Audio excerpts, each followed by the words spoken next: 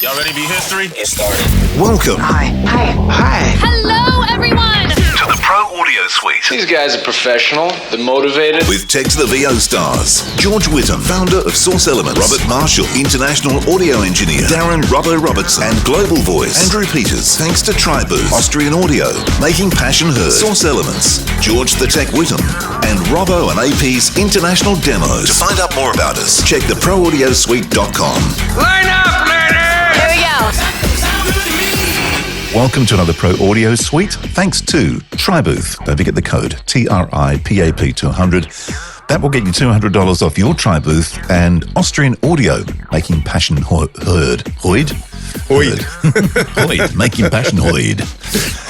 Looking forward to their new CC8 coming soon, I think, the Supercardioid version. Oh, I'm going to get to play with one very soon. You will be, because are you going to AES or? Yeah. Nice. I forgot completely, or I was just off the radar, the fact that they were doing it in Long Beach this year. Yeah. Which is an hour drive. So you'll be there. No problem. Yeah. No problem. And Nice. I've already been in contact with them, and we might get a little goodie bag. So fingers crossed. Do love a goodie bag. Nice. Fingers crossed. Now, you're in a friend of yours' studio as we speak, and obviously no one can see this because this is audio, but I can see behind you with this really cool room with a beautiful diffuser in the background. So, yeah. How does that work in that room? Because it's, obviously diffusers are reliant on the size of the space if they're going to work properly. Yeah, I don't remember if I got to hear the room much before the diffuser went up. Because so Rick, we're in a shed. It's a garden shed, a very highly well insulated garden shed, and it's a decent size. I'd say it's 3 by 2.5, 3 by 3.5, 4 meters. Maybe not that big, but decent size. And so Rick had an idea of what he wanted his studio to sound like from recording a fair amount of music and doing animation at commercial studios. So he didn't want it to be just another dead booth. So when it was all in, the acoustics were up, I guess he was going, it doesn't really have that sound I was going for. And apparently he hadn't put in the last element, which is the diffuser panel. And so behind me is a really nicely fabricated wood stained. I don't know what it is, but it's a nice stained wood quality looking panel, and it lays over top an acoustic absorber layer. So there's a diffuser over top of an absorber. So it's a hybrid, and it's interesting because it just livens up the room just a tad more than it would be otherwise. And again, I wish I had an opportunity to do some A/B tests, record before, after, and really listen to the room and hear what it does. But my understanding of diffusion, very non-scientific, is it makes a room sound a little larger without making it sound too lively or too reverberant. I don't know. What do you know about it? It scatters the sound. So it's like a quadratic diffuser does it in one way. But in general, the idea is that sound hits it and doesn't bounce back in a predictable, like creating a node or a reflection, it hits it and scatters. And therefore you get some of the life of having reflective surface, but you don't get the downside, which is like a specific frequency that's being amplified or being reinforced by a reflection that bounces repeatedly back and forth. It scatters sound. And in front of me is a big piece of glass. There's a large glass sliding patio door. So you're going to get some splash off of that glass. So whatever that bounces off that, it will just hit this diffuser and then scatter.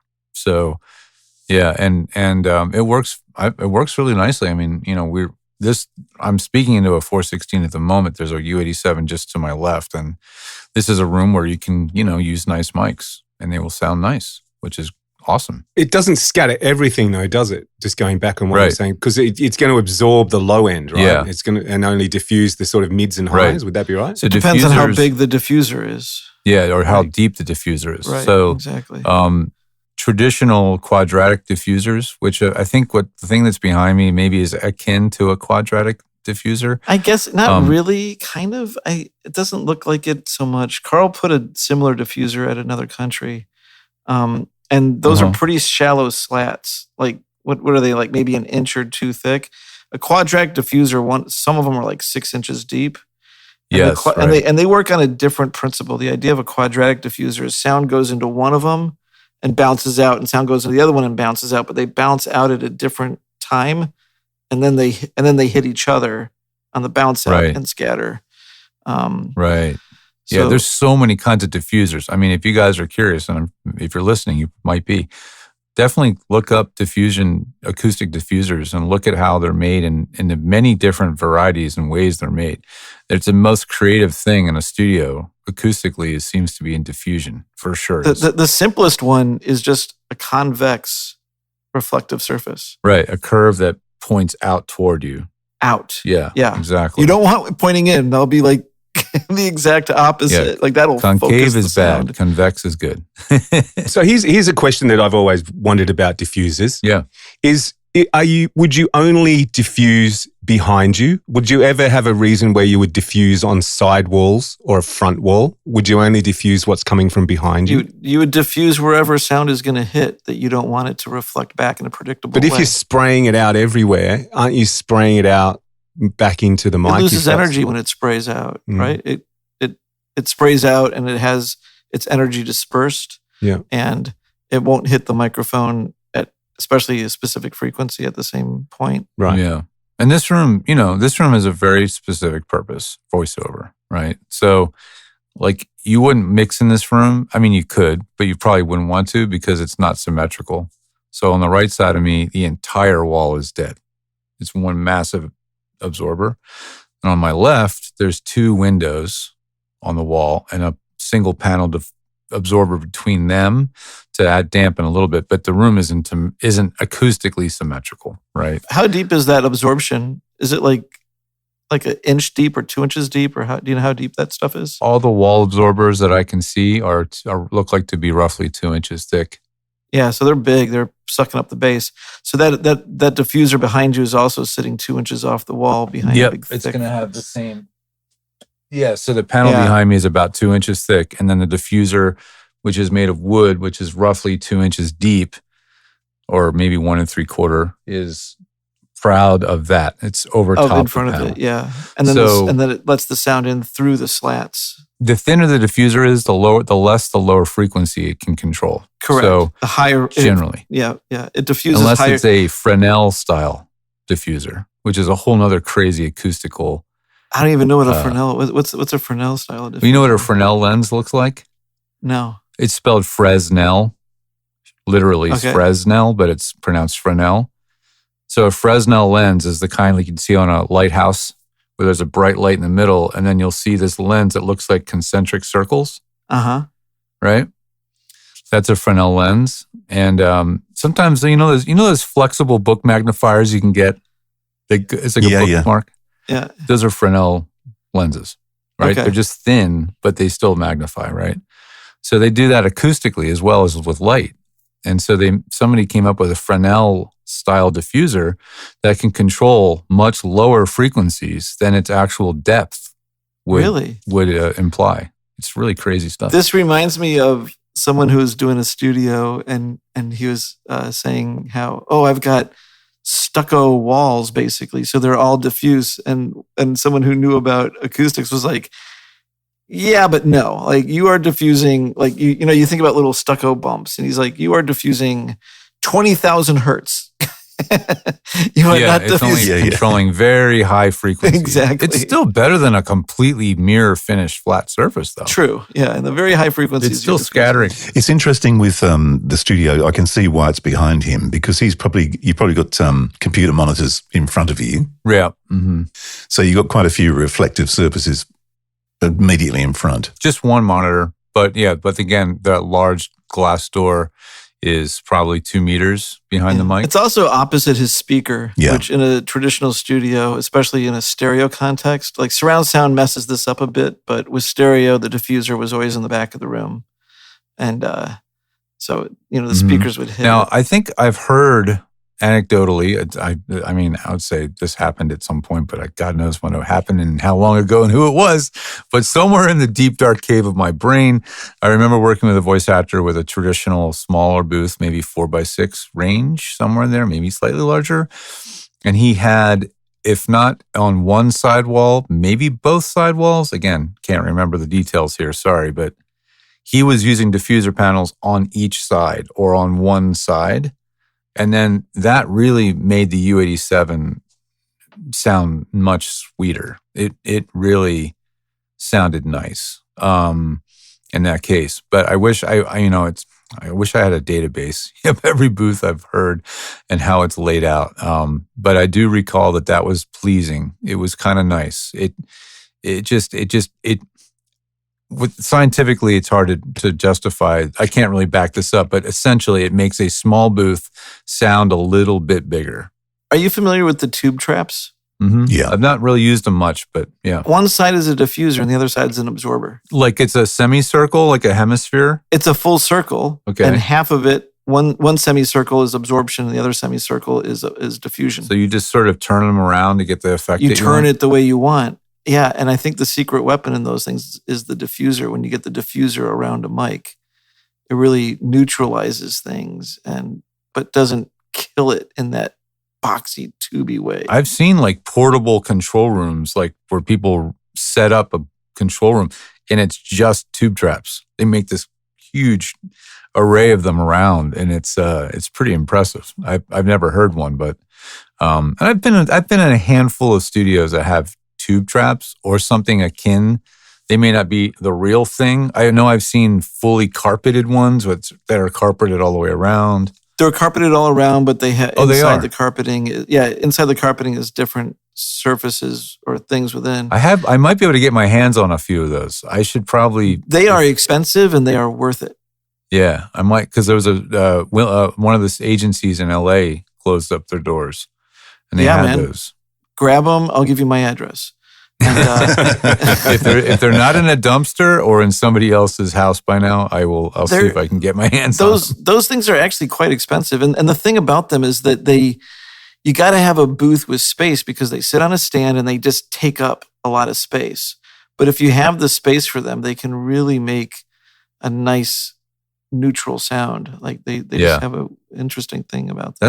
That's just the irony of studio booths. The smaller the room, the smaller the volume of the room around you, the more effort you really have to put in to control the resonances or the room modes. There's the frequencies that ping pong, left, right, up, down, front, back. And so then that booth has to be even smaller because you have to shrink it. You have to add all this absorption, sometimes 4 or even 6 inches deep. And so it gets even smaller, I heard a Chaotica is going to make the Chaotica iBooth. No. Right. Looking forward to that one. I've actually got a couple of Auralex panels on stands, and one side is Auralex foam, and on the other side is the diffuser. Same idea. Yeah, they give you both treatments, and then you just spin it around to what you want. Yeah. Yeah. It's just one of those rainy day projects. I would love to have panels that are double-sided, and I could just flip them around, and put them up and listen to how they react. I have some random diffusion things that were made by Studio Bricks that they shipped as a demo to me. I have, what else do I have? I feel like I have a couple different things, but they're all, I don't know what they do. Because some of the diffusion panels that you see are literally nothing more than a sheet of thin veneer plywood with holes in it. Well, those are a little bit more like what you have behind you, where they G Acoustics does that, an absorber with some Acoustics, right? Yeah, absorber, and that's just more of like a tunable, not completely dead thing. I've got RPGs in the back of my studio, which I lucked into when a studio got torn down. Because are they the ones that look like blocks of wood, or that's maybe a skyline? That's something different, right? No, the skyline's different from that. So you have the big squares, which are in the back of our studio downtown, which those are really popular and they look good. They're just like equal squares of different depths. And that's kind of like a pseudo quadratic one. And then you have, it might be quadratic actually, I shouldn't say pseudo. And then your classic RPG from the 80s, which are the big, long slats that some of them are like 8 inches deep and others are 3 inches deep. And they're usually about... Are they long vertical? They're long and vertical. They can either go up and down or sideways, Right. depending on how you want to put them. Yeah. So I looked into those. And then the skylines just look like just a bunch of like 3-inch sort of square pieces of wood. And they're just all different heights. And it's supposedly not random. There's a formula to I it. guess so. Yeah, the skyline, the one that I have, is just plastic. Yeah. But I think Blackbird Studio is probably the biggest implementation of skyline type. Oh yeah. Look up a picture of Blackbird Studios. Isn't it like all black too? No, I think it's wood, but it looks like a Iron Maiden kind of like. Yeah. You were just gonna like. It's crazy looking. What, chains and leather? Yeah, no, just like it's like if an Iron Maiden was a diffuser and it was going to close in on you and impale you. It's just like you walk into this room, you're like, what happens to me? Mm-hmm. Those diffusers you were talking about with the plywood with the holes drilled in it, George, the over foam, they've moved now, but Foxtel, when I used to go and freelance there, they had that, but that was it was hanging from the ceiling. They had used it as cloud, and I always wondered why you would diffuse up there. Like it wasn't particularly a high ceiling or anything like that. So I always wondered what it was about the room that they thought a diffuser as opposed to sort of just a regular cloud. That's a good question. I don't know. I know the very first studio I did for SAG Foundation, the Donald Fontaine Lab version 1, it was sort of a grid of 2x2 absorbers and 2x2 diffusers. It was an RLX thing. They made these plastic injection molded diffusers. But yeah, I didn't know why, right? Because at that time, I didn't know that much about acoustic design. And so I was just going with what they did. It turned out that the room was much too lively and resonant. For voiceover, it might have been okay for music, but it was not dead enough. So we had to do a lot of additional treatment.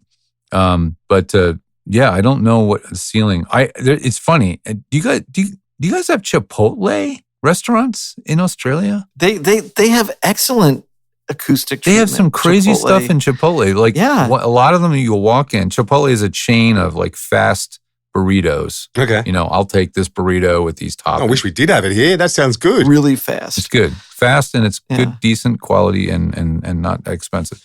And so you walk in and you'll be waiting in line on one side of the restaurant, and the entire wall on your left is a giant plywood panel or panels, all drilled with different size holes from really small to maybe,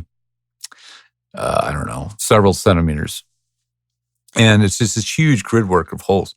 And I remember the first time I saw it, I was like, holy cow, in a fast food restaurant?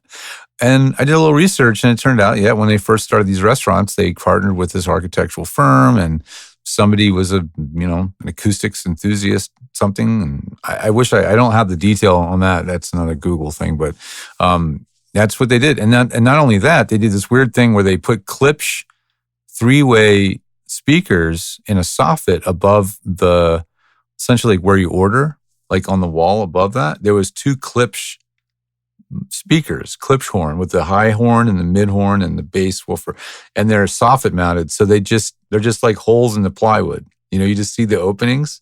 And if you're an audio nerd, you know what that is. They're like, those are Klipsch speakers.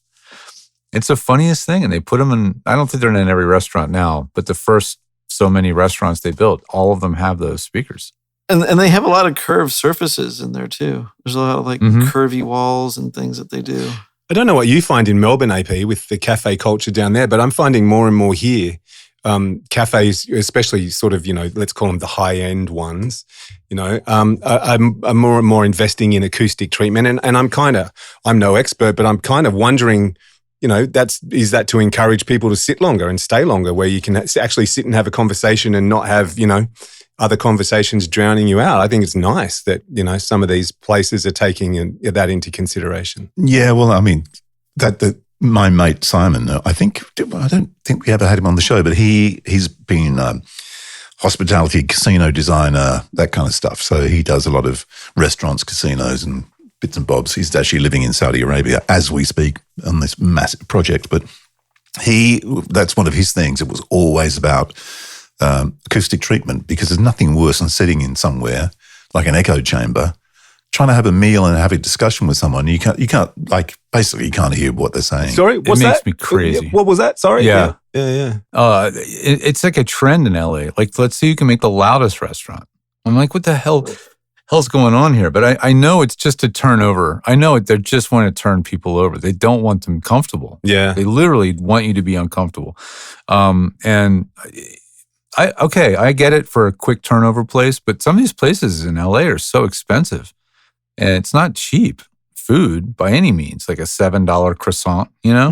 And you're like, well, I can't even talk to the waiter, or like it's so loud in here. I think restaurants overlook acoustics all the time, and it's the most annoying thing. Because they get away with it. I mean, I wish I knew who was in on these meetings, but I'm sure the architect's like, well, we can make this sound nice and it'll be an extra X. And they're like, oh no, nah. like sound, who cares? It's like just like a film. The last thing they think about is sound. Everything. The last thing they think about is sound. Yeah. It is one of my, it's one of my pet peeves, and it's one of those. I would love to start a small firm of just treating small restaurants, because like the big ones with the budgets will do what they do, and they've got firms involved. But the small to medium mom-pop, smaller businesses, or the ones that are run by restaurant groups and stuff, if they only knew better, and if they knew it didn't have to be $100,000 or $500,000. Well, George, it's like that Thai restaurant that you took me to, and I was like, I looked up on the ceiling, and there was a bunch of floating clouds. I was like, holy cow! And somebody probably was in there, as probably a musician, is my guess, eating in this restaurant. And they were like, dude, you got to do something, because it had a low, flat ceiling, and it was probably atrocious. And they had the tables packed in there. Like, people were so close to each other. So loud. Even with the panels, it's loud. But yeah, it's oh my gosh. If people realized it didn't have to cost a fortune, they would probably do it more. And it's just something, I just walked down 2 blocks in Santa Monica on Wilshire Boulevard and just popped in and out of restaurants. And I was just appalled, at all these new businesses, just how there was no attention at all. Especially these days where more and more it's about cement floors, and they put in even more hard surfaces everywhere. Yeah. I was in a Le Pain Quotidien. Is that how they say it? I don't know. It's a French chain of bakeries, and again, fancy. That's the brand. It's kind of upper crusty. It's not Starbucks. And as soon as they run the espresso machine or run the frothing of the milk, the other corner of the place, and you're just like, wait, what'd you say? You can barely. It was like insane. I literally left a review on Yelp. I was like, if that might be the only way you can get these restaurants to do anything, is just leave a lot of negative reviews saying, I can't come in here and have a conversation with my partner over anything in this place. I just want to leave. It's interesting because a lot of the European restaurants are so busy, as in I'm talking about people coming in and out, but I'm talking about the actual furniture and things on walls and bars and bottles and all sorts of stuff. That it actually does work, once again, the diffuser concept, that you can sit there quite quietly in a really busy restaurant and have a conversation. We had one down the road from here, actually. Some French dudes opened up a restaurant, and you walk in there, it actually does feel like you're in a back street in Paris or something. But there's so much stuff around that it's perfect for sitting there and having a meal. I always tell people, the more cluttered your room, the better. Clutter is your friend. Yeah, clutter. The clutter diffuser. I can patent the clutter diffuser. Yeah, exactly. That. I wish there was more of that care in restaurant design, for sure. It's just, I know restaurant business is extremely difficult, and I'm sure everywhere it is, but especially here. So I know that's a part of it, but I wish it was cared for more. There actually is an app, though. There actually, believe it or not, is an app you can install called, and I will find it, Soundprint, I believe it is. Let me see if it's in my audio folder. And it is literally all about reviewing restaurant volume levels. Oh, wow. Wow. God, is that popular? That's pretty niche. Oh, yeah. It's called Soundprint. Here it is. See if it still works. These businesses just vaporize. You go into a restaurant, you open the app on your phone, and you just hit start, and it will monitor the room for 15 seconds. And then you can immediately report the restaurant as a noise violator, or just leave a review and just say, this was moderate, this was okay, or this was like severe noise levels. And then there's a huge database in here of restaurants, and some of them are like repeat offenders. They're just very loud category, And, it just depends on the stature of the restaurant. There's a place called Porto's, which is a super popular Cuban restaurant bakery, and it is just louder than sin in there. But there's also a line like 40 people long trying to get their stuff because it's just so popular, and they just want you to leave, clearly. Please take your food and get out of here. Yeah, we want the table turned over. Yeah, exactly. Right. They should just put everything on a rotating thing, and then like on like an LED room, like live end, dead end. And if you stay there too long, then you end up in the live end where you can't have a conversation. Yeah, that's right. It's like that's so funny. But another idea of a diffuser, if you think about it, an angled wall in a strange sense is a diffuser. Right, because it's no longer allowing a sound wave to propagate back and forth in an axial way or longitudinal way, just like it It has many frequencies that it bounces, and right. each one at a different point. And yeah, it's kind of a diffuser in a This strange is why a lot of people, when they're talking about building a booth, you'll hear there's always somebody in the forum, always somebody is like, make sure there's no parallel walls. And that's not wrong, but the reason why I don't design rooms that way generally is mathematically they're extremely unpredictable. So then it ends up just a lot of experimenting, trying to get it to sound good and just get rid of weird frequencies. Whereas if it's just a square, not a square, squares aren't really good actually. Rectangles though, like a shoebox size, is a lot easier to deal with. It's very predictable and we understand how to treat them. It's very easy to work with. So the more times you add more angles, the weirder it gets. The more, if you add another wall and make it a pentagon, far more difficult and hard to model. And That's funny because I was always taught, like some angles, if they're too small, then they're insignificant. But I think it was at least an 11-degree angle. But in my studio, I don't know how scientific it was, but I even angled the vaulted ceiling. Mm-hmm. So I just, flayed the walls out by 10 degrees or 11 degrees, whatever that minimum was. And then the ceiling was angled. And I got one single parallel surface between the door and a smaller area opposite it because I couldn't avoid that. And I just piled on absorption on that opposite wall. But how'd it work? It worked out great. And it's like, it works really well for drums. And it's like bright and live, but not boinky and bouncy, It doesn't go da da da. Is that a technical word, boinky?